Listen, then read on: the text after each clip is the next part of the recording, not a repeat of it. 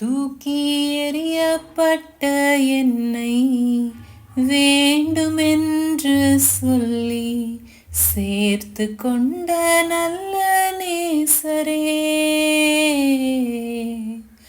உம்மழகான கண்கள் என்னை கண்டதாலே முடிந்ததென்று நினைத்த நான் உயிர் வாழ்கின்றேன். Hey everyone, I'm Vincy William and welcome to today's video. This channel helps you to learn cooking, lifestyle and all about Christ. I'm sharing what I learned and what I know about Christ. So come, let's get into the video. இந்த வீடியோல நம்ம Jesus கிரைஸ்ட்னா யாருன்றத பத்தி தான் நம்ம பார்க்க போறோம். So வாங்க வீடியோக்குள்ள போலாம். Genesis chapter 1 creation of the world. இது நம்ம எல்லாருக்குமே தெரிஞ்ச விஷயம். இதுல டே 6 பாத்தீங்கன்னா பிதாவானவர் ஆதாம உருவாக்கினார். ஆதாமோட விலா எலும்பிலிருந்தே தேவன் ஏவாளை உருவாக்கினார். தேவனாகிய கர்த்தர் மனுஷனை நோக்கி, நீ தோட்டத்தில் உள்ள சகல விருட்சத்தின் கனியையும் புசிக்கவே புசிக்கலாம், ஆனாலும் நன்மை தீமையை அறியத்தக்க விருட்சத்தின் கனியை புசிக்க வேண்டாம், இதை நீ புசிக்கும் நாளிலே சாகவே சாவாய் என்று கட்டளையிட்டார். பிசாசானவன் ஏவாளை வஞ்சித்ததுனால ஏவாள் அந்த விருட்சத்தின் கனியை புசிச்சிட்டாங்க. அது பண்ணதுனால இந்த உலகத்துல பாவம் என்பது தோன்றிற்று. இதனால் எரிச்சலான தேவன் அவங்க 2 பேரையும் என்ன பண்றாங்கன்னா ஏதேன் தோட்டத்துல இருந்து வெளியேற்றிடுறாங்க.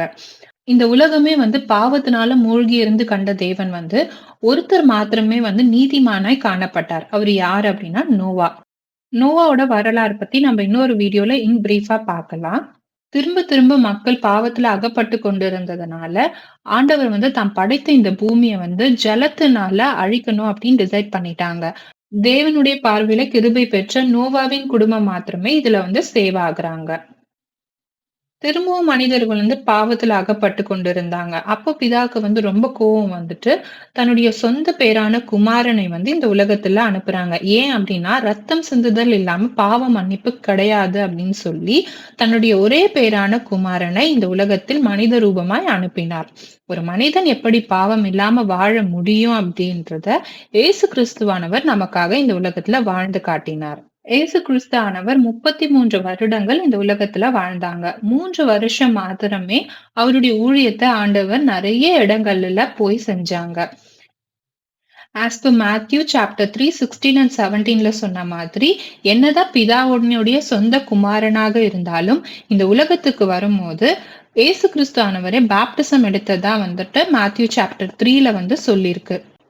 அப்போ இந்த உலகத்துல வாழ்ற நம்ம எவ்வளவோ பாவத்திலும் அடிமைத்தனத்திலும் வாழ்ந்திருக்கோம். ஆண்டவருக்காக நம்மளுடைய வாழ்க்கையை ஒப்பு கொடுக்கும் போது நாமளும் புது சிருஷ்டியா இந்த உலகத்துல வாழணும் அப்படின்னா பாப்டிசம் நம்ம கண்டிப்பா எடுக்கணும். அந்த பாப்டிசமை எடுக்கும் போது ஆண்டவருக்கு பிரியமுள்ள ஜீவியத்தை நம்ம ஜீவிக்கணும். நம்ம ஆண்டவருக்காக ஜீவிக்கும் போது நிறைய போராட்டங்கள் சோதனைகள் வரும். இங்கேயும் பாத்தீங்கன்னா மேத்யூ சாப்டர் 4ல பாத்தீங்கன்னா பிசாசுமே ஏசு கிறிஸ்துவ சோதிக்கப்பட்டதா இங்க நம்ம பாக்குறோம். ஏசு கிறிஸ்தானவர் 40 டேஸ் டே அண்ட் நைட் உபவாசம் தட் இஸ் ஃபாஸ்டிங்ல இருந்தாங்க. அப்போ அவரு ரொம்ப சோர்வடைஞ்ச அந்த பீரியட் ஆஃப் டைம்ல சாத்தான் ஏசு கிறிஸ்து கிட்ட என்ன சொல்றான்னா, உண்மையான ஒரு கடவுளா இருந்தா இந்த கல்லை நீ அப்பமா ஆக்கு அப்படின்னு சொல்றாங்க. 2வது என்ன சொல்றான் சாத்தானானவன், நீ தேவனுடைய குமாரனானால் இங்கிருந்து தாழ குதியும் அப்படின்னு சொல்றாங்க. 3வது வாட்டி என்ன சொல்றான்னா, உலகத்துல இருக்க சகல ராஜ்யங்களையும் காட்டி இவைகளை நான் உனக்கு கொடுக்கறேன் அப்படின்னு சொல்றான். இது எல்லாவற்றையும் ஏசு கிறிஸ்துவா இருக்கிற இவருக்கே இவ்வளவு பெரிய சோதனை வரும்போது நாம ஏமாத்திரம். ஏசு கிறிஸ்து செஞ்ச அற்புதங்களை நான் பாடலாவே பாடிடுறேன். The blind will see, the deaf will hear, the dead could live again. The dumb will speak, the lame will lead, the praises of the Lamb.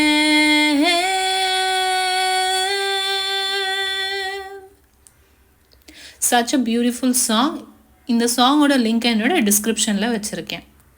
The new testament of Matthew, Mark, Luke, ஜான்ல நீங்க ஜீசஸோட whole ஹிஸ்டரியுமே நீங்க பார்க்கலாம்.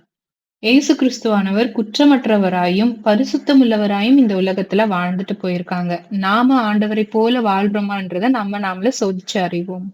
நம்மளுடைய பாவத்திற்காக அவர் நமக்காக மரிச்சாங்க. 3ஆம் நாள் நமக்காக உயிர் தெழுந்து பரலோகத்துக்கு ஏறினாங்க.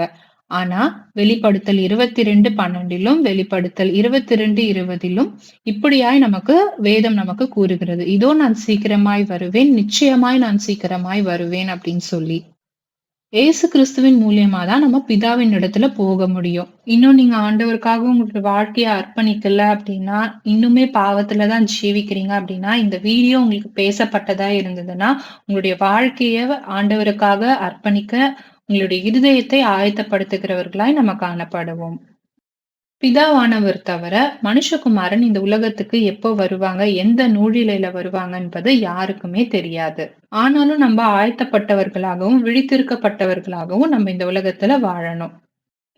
இந்த உலகத்துல தேவனுக்காக நம்ம வாழ்க்கைய வாழணும்னு ஆரம்பிச்சுட்டோம்னா, நெறைய போராட்டங்கள் மத்தியிலும், உபத்திரவத்தின் மத்தியிலும் நம்ம கடந்து போய் தான் ஆகணும். அவ்ளோ உபத்திரவத்திலும் தேவன் நம்மளோட கூட எப்பவுமே இருப்பாங்க. எப்பவுமே நான் என்னோட வாழ்க்கையில இந்த வசனத்த நெனச்சுக்கிறது உண்டு. நல்ல போராட்டத்தை போராடினேன், விசுவாசத்தை காத்துக்கொண்டேன். இது முதல் நீதியின் கிரீடம் எனக்காக வைக்கப்பட்டிருக்கிறது அப்படின்னு சொல்லி, இந்த வேர்ட் எனக்கு எப்பவுமே ரொம்ப டச்சிங்கா இருக்கும். எனக்கு எப்பலாம் பிரேக் டவுனா இருக்கோ, I always remember the crown which God has prepared for me. அதே மாதிரி பிதாவானவர் நமக்காக ஒரு ஸ்தலத்த பரலோகத்துல ஆயத்தப்படுத்துறாங்க. வென் அப்படின்னா, நம்ம எப்போ ஆண்டவருக்காக நம்ம இருதயத்த குடுக்குறோமோ, அப்போதிலிருந்தே பரலோகத்துல நம்மளுக்காக ஒரு ஸ்தலத்தை தேவன் ஆயத்தப்படுத்துவார். எல்லாருக்குமே பரலோகம் போக வேண்டிய ஆசை எல்லாருக்குமே இருக்கும். தேவனுடைய ஜீவ புஸ்தகத்துல நம்மளுடைய பேரை கிறுக்கி போடாதபடிக்கு, நம்மளுடைய வாழ்க்கையும் அதனுடைய நடக்கையும் தேவனுக்காக நம்ம அர்ப்பணிப்போம். இந்த வீடியோ உங்களுக்கு பிடிச்சிருந்தா please like, share and subscribe to my YouTube channel. See you all. Bye bye.